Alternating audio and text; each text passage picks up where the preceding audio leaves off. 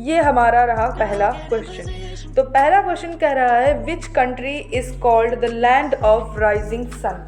मतलब भाई ऐसा कौन सा देश है जो क्या कहा जाता है, ऐसे देश जो लैंड ऑफ राइजिंग सन कहा जाता है। इसमें हमारे पास ऑप्शंस हैं स्विट्जरलैंड, जापान, हांगकांग, चाइना।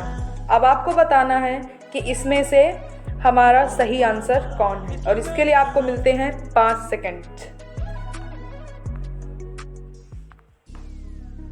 तो चलिए आपका टाइम हो गया ख़त्म। तो हमारा जो सही आंसर है वो है जापान।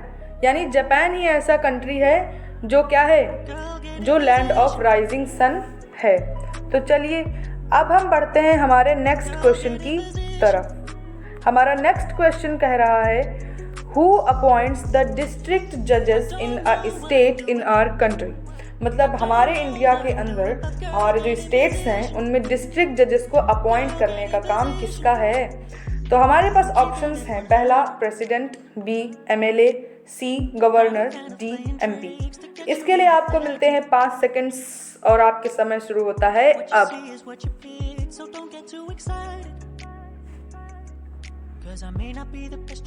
आपका समय खत्म हो गया है। अब हमें ये पता करना होगा कि आखिर हमारे इस कंट्री के अंदर हमारे डिस्ट्रिक्ट जजेस को अपॉइंट करने का काम कौन करता है। डिस्ट्रिक्ट जजेस को वैसे एक फनी सी बात बताते हैं, कहते हैं डीजे ना, डीजे कहते हैं, मतलब नहीं तो मजाक की बात हो गई। तो अब हमें ये पता करना है कि हमारे कंट्री के अंदर डिस्ट्रिक्ट जजेस को अपॉइंट करने का काम किसका है। तो वो अपॉइंट करने का काम है गवर्नर का। यानी गवर्नर ही एक ऐसा पर्सन है जो डिस्ट्रिक्ट जजेस को क्या करता है, जो डिस्ट्रिक्ट जजेस को अपॉइंट करता है।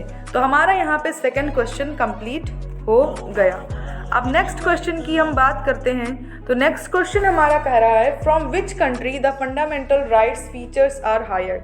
मतलब कि हमारा जो कॉन्स्टिट्यूशन है, आपको पता है हमारा कॉन्स्टिट्यूशन दुनिया का सबसे बल्किएस्ट कॉन्स्टिट्यूशन है, सबसे बड़ा कॉन्स्टिट्यूशन है। तो हमारे इस कॉन्स्टिट्यूशन के अंदर जो फंडामेंटल राइट्स हमें प्रोवाइड किए गए हैं वो किस कंट्री से हायर किए गए हैं, यानी किस कंट्री के कॉन्स्टिट्यूशन से लिए गए हैं। तो फंडामेंटल राइट्स तो आप लोगों को पता ही होंगे, राइट्स जैसे right to education, right to speak, right to constitutional remedies, right to freedom.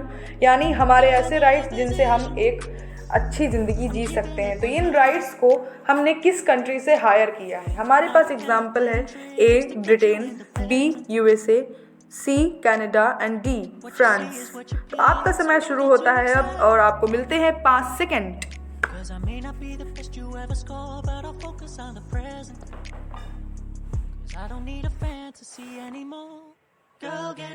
आपका समय खत्म हो गया और अब हमें पता करना है कि कौन सा ऐसा है जिससे हमें फंडामेंटल राइट्स मिले हैं। तो भाई वो हमारा कंट्री है यूएसए। यानी यूएसए से हमने फंडामेंटल राइट्स के फीचर को लिया है। आपको पता है ना, ये यूएसए यानी यूनाइटेड स्टेट्स ऑफ अमेरिका, यहाँ से हमने अपने कॉन्स्टिट्यूशन के अंदर फंडामेंटल राइट्स को हायर किया है। अब हम अपने बढ़ते हैं अपने नेक्स्ट क्वेश्चन की ओर, जो हमारा क्वेश्चन कहता है who was the governor general during India's independence. यानी जब इंडिया इंडिपेंडेंस की स्ट्रगल चल रही थी तो उस टाइम पर हमारे इंडिया के अंदर गवर्नर जनरल कौन था। हमारे पास ऑप्शंस हैं A C Rajagopalachari, B lord Mountbatten, C lord William Bentinck and D lord William Douglas. तो अब आपका समय शुरू होता है, 5 सेकंड स्टार्ट।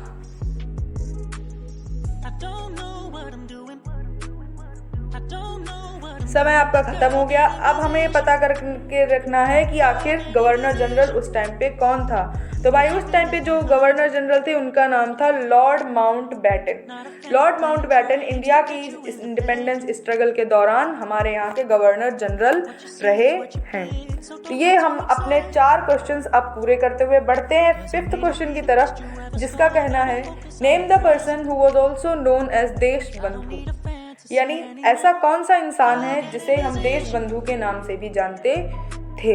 तो कौन है। पहला हमारे पास ऑप्शन है राधा कृष्णन, दूसरा है जी.के. गोखले, तीसरा है मदन मोहन मालवीय एंड चौथा है चित्तरंजन दास। आपके 5 सेकंड शुरू होते हैं अब।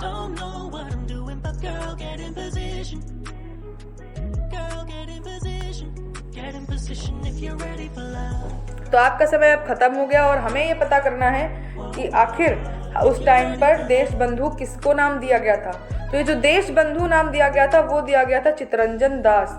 ये देश बंधु नाम भी कितना अच्छा लग रहा ना सुनने में। ये देश बंधु नाम जो दिया गया वो किसको दिया गया था, वो दिया गया था चित्तरंजन दास जी को। उस टाइम पर उन्हें हमारे देश में देश बंधु जाना जाता है। तो हमने अपने 5 क्वेश्चंस पूरे कर लिए हैं। तो आप लोगों को मज़ा आ रहा है ना। ये हमारा जीके क्विज कंपटीशन आपके कॉम्पिटिटिव एग्जाम्स के लिए बढ़िया तरीके से तैयार किया गया है। इसका ये फोकस ही है कि आपको एक कॉम्पिटिटिव एग्जाम्स के पिछले जो रिपीट क्वेश्चंस हुए हैं उनकी तैयारी कराना है। तो चलिए हम बढ़ते हैं अपने नेक्स्ट क्वेश्चन की तरफ, जिसमें कहता है in which year did the cabinet mission arrived in India. यानी इंडिया के अंदर किस साल में कैबिनेट मिशन आया था। तो हमारे पास ऑप्शंस हैं ए 1943, बी 1946, सी 1930 एंड डी 1950। तो आपको पता करना है कि हमारे इंडिया के अंदर कैबिनेट मिशन किस साल में आया था। तो आपका समय शुरू होता है अब।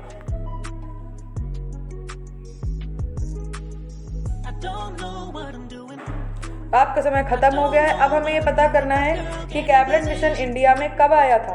तो भाई लोग कैबिनेट मिशन हमारे इंडिया में 1946 में आया था। कैबिनेट मिशन हमारे इंडिया में कब आया था, कैबिनेट मिशन हमारे इंडिया में 1946 में आया था। तो अब हम बढ़ते हैं अपने अगले क्वेश्चन की ओर, जिसका कहना है by which legislation India and Pakistan were divided into 2 independent Nations. यानी जो हमारा इंडिया और पाकिस्तान है, सॉरी हमारा तो बिल्कुल पाकिस्तान नहीं है, ठीक है, तो हमारा जो इंडिया है और पाकिस्तान है उसका डिवीजन 2 इंडिपेंडेंट नेशंस के द्वारा ये जो हुआ था वो किस लेजिस्लेशन के तहत हुआ था। यानी इंडिया और पाकिस्तान का जो डिवीज़न हुआ था, जो बंटवारा हुआ था कि आप दोनों अपने अपने एक इंडिपेंडेंट नेशन हैं, ये किस लेजिस्लेशन के तहत हुआ था। तो हमारे पास जो ऑप्शन है वो है Indian independence act of 1930, B Indian independence act of 1940, C Indian independence act of 1947 and D Indian independence act of 1934। तो अब आपका समय शुरू होता है 5 सेकंड का अब, और जल्दी से सही आंसर बताइए ताकि हमें भी पता चले कि इस क्वेश्चन का आंसर किसे आता है।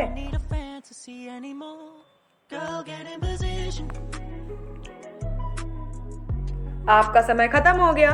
तो अब हमें ये बताना है कि जो हमारा सही आंसर है कि इंडिया और पाकिस्तान का जो डिवीजन है 2 इंडिपेंडेंट नेशंस में वो किस लेजिस्लेशन के तहत हुआ था। तो भाई हमारा जो सही आंसर है वो क्या है, हमारा सही आंसर है सी यानी इंडियन इंडिपेंडेंस एक्ट ऑफ 1947। भाई ये तो बिल्कुल लॉजिक का सवाल था। अब हमें पता है ना कि हमारी जो इंडिया की आज़ादी है वो हमें 1947 में मिली थी और उसी टाइम पर इंडिया और पाकिस्तान का बंटवारा हुआ था। तो यानी जो इंडिया और पाकिस्तान का डिवीज़न है वो हमें इंडियन इंडिपेंडेंस एक्ट ऑफ 1947 में मिली है। यानी इंडिया और पाकिस्तान इंडियन इंडिपेंडेंस एक्ट में हुए थे। हम अब अपने 8th क्वेश्चन की तरफ, जो हमारा कहता है distribution of power between union and state government policy borrowed from which nation. जिसका कहना है कि यूनियन और स्टेट गवर्नमेंट पॉलिसी जो हमारे यहाँ इंडिया में चल रही है वो किस नेशन से ली गई है। मतलब भाई यूनियन गवर्नमेंट यानी सेंट्रल गवर्नमेंट और स्टेट गवर्नमेंट की जो अपनी अपनी पावर्स डिवाइड हैं वो हमने किस स्टेट के किस नेशन के कॉन्स्टिट्यूशन से लिया है। अब जैसे हमारी जो यूनियन गवर्नमेंट है उसके वो जो है उसके अंडर में मिलिट्री आती है, और जो हमारी स्टेट गवर्नमेंट है उसके अंडर में क्या आती है, पुलिस आती है। यानी अपनी अपनी फील्ड की पावर्स जो हैं वो डिस्ट्रीब्यूशन हमने किस नेशन से लिया है। तो हमारे पास जो ऑप्शंस हैं वो हैं England, France, Canada, Saudi Arabia. तो इस क्वेश्चन को करने के लिए आपको मिलते हैं 5 सेकंड और वो शुरू होते हैं अब।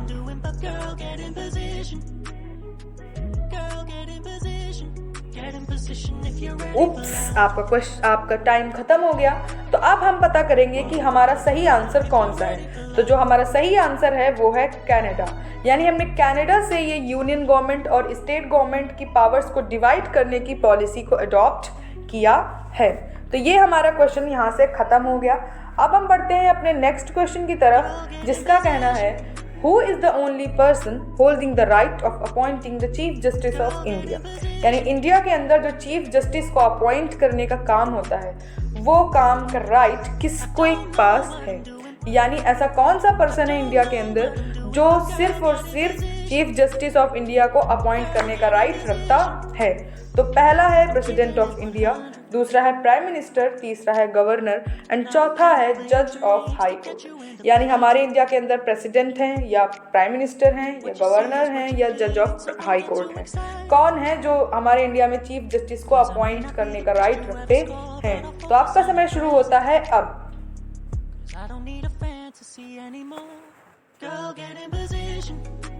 तो हमारा जो सही आंसर है वो है प्रेसिडेंट ऑफ इंडिया, यानी जो इंडिया के प्रेसिडेंट हैं भाई साहब वही केवल चीफ जस्टिस को अपॉइंट करने का राइट रखते हैं। बाकी और कोई भी ऐसा नहीं है जो चीफ जस्टिस को अपॉइंट कर सकता है, इवन प्राइम मिनिस्टर भी नहीं। सिर्फ और सिर्फ प्रेसिडेंट के पास ये राइट है कि वो चीफ जस्टिस को अपॉइंट कर सके। तो चलिए बढ़ते हैं अब अपने नेक्स्ट क्वेश्चन की ओर, जो कहता है विच कंट्री इज जो कहता है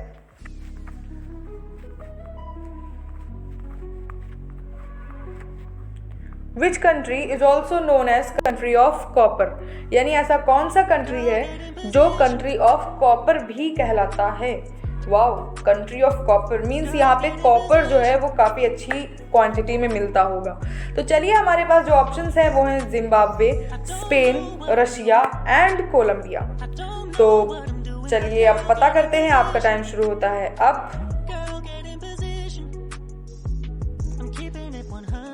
तो आपका टाइम यहाँ पे ख़त्म होता है एंड सॉरी, ये जो हमारा जिम्बाब्वे लिखा हुआ है यहाँ जिम्बाब्वे नहीं ज़ैम्बिया है।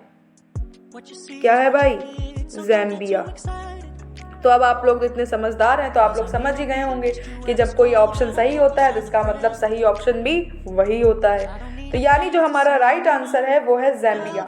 जो ज़ैम्बिया है ना भाई, वहाँ पे कॉपर बहुत अच्छी क्वांटिटी में मिलता है, इसलिए उस कंट्री को हम कंट्री ऑफ कॉपर के नाम से भी जानते हैं। तो यहाँ पे हमारा जो क्वेश्चन है वो पूरा होता है। हम अपने अगले 11th क्वेश्चन की तरफ बढ़ रहे हैं, यानी 10 क्वेश्चन तो हमारे पूरे हो चुके हैं। अब आपको में से देखते हैं कि इसको कितने क्वेश्चंस आते हैं। जिसको जितने भी आंसर्स आए हों आप कमेंट बॉक्स में प्लीज़ कमेंट कीजिए, हम भी तो जाने कि कौन कितना ज्ञानी है। तो चलिए हम बढ़ते हैं अपने नेक्स्ट क्वेश्चन की ओर, जिसका कहना है the river Jordan flows out into which sea, यानी जो जॉर्डन रिवर है वो किस सी में मिलती है जाकर, किस सी में फ्लो करके बहकर मिल जाती है। तो हमारे पास जो ऑप्शंस हैं वो है A red sea, B Mediterranean sea, C dead sea and D black sea. तो हमारा टाइम शुरू होता है अब। आपका टाइम अब खत्म हो गया है। तो अब हम बढ़ते हैं हमारे सही आंसर की तरफ, यानी ऐसा कौन सा सी है जिसमें जॉर्डन रिवर जाकर मिलती है। तो वो सी है डेड सी। वाओ, क्या नाम है, डेड सी। ये जो डेड सी है ना, इसी में जॉर्डन रिवर जाकर मिलती है। तो भाई लोग, हम लोगों ने अपना आज 11th क्वेश्चन भी कंप्लीट कर लिया। अब हम बढ़ते हैं अपने 12th क्वेश्चन की तरफ, जिसको कहते हैं which city is also known as city of canals, यानी ऐसा कौन सा सिटी है जो कैनाल्स की सिटी भी कहलाता है, यानी नहरों की सिटी, यानी उस देश में बहुत सारी नहरें रही हैं। तो हमारे पास जो ऑप्शन है वो है Paris, B Venice, C Bangalore and D Nokia. भाई ये नोकिया फोन वाला नोकिया नहीं, ये नोकिया नाम का एक सिटी भी है, ठीक है। तो अब आपका टाइम शुरू होता है सही आंसर ढूंढने के लिए अब।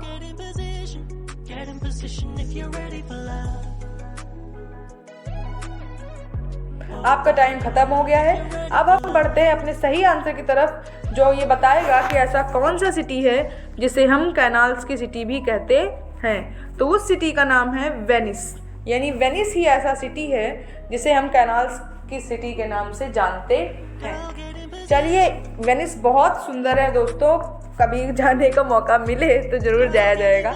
चलिए हम बढ़ते हैं अपने नेक्स्ट क्वेश्चन की तरफ, जिसका कहना है Whose famous creation is गीत गोविंद, यानी जो गीत गोविंद नाम की एक क्रिएशन है वो किसके द्वारा क्रिएट की गई है।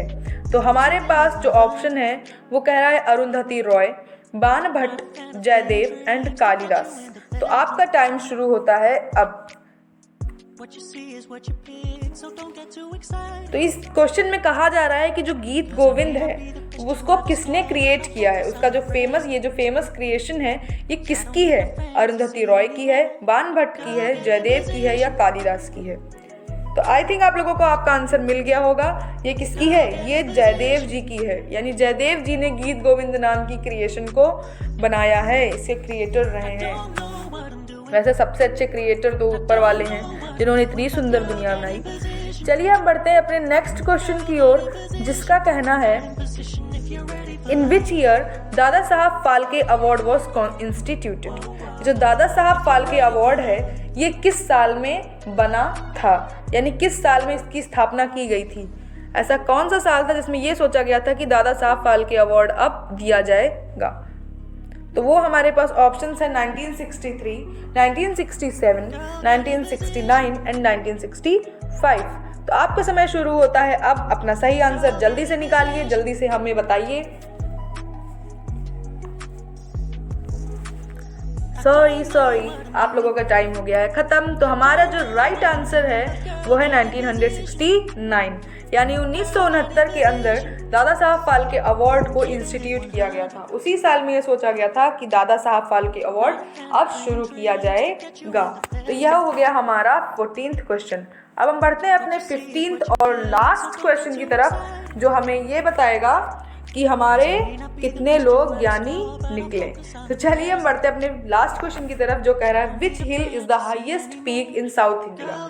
यानी जो हमारे इंडिया का सदर्न पार्ट है, दक्षिणी भाग है, उसमें सबसे ऊंची पर्वत की चोटी कौन सी है? तो पहला ऑप्शन है हमारा दोदा बेट्टा, बी है हमारा अनाईमुदी, सी है नीलगिरी हिल्स एंड डी है एवरेस्ट। तो आप लोगों को बताना है कि इसमें कौन सी ऐसी चोटी है जो सबसे ऊंची चोटी है सदर्न इंडिया के अंदर। आप लोगों का समय शुरू होता है अब, जल्दी से आंसर बताइए।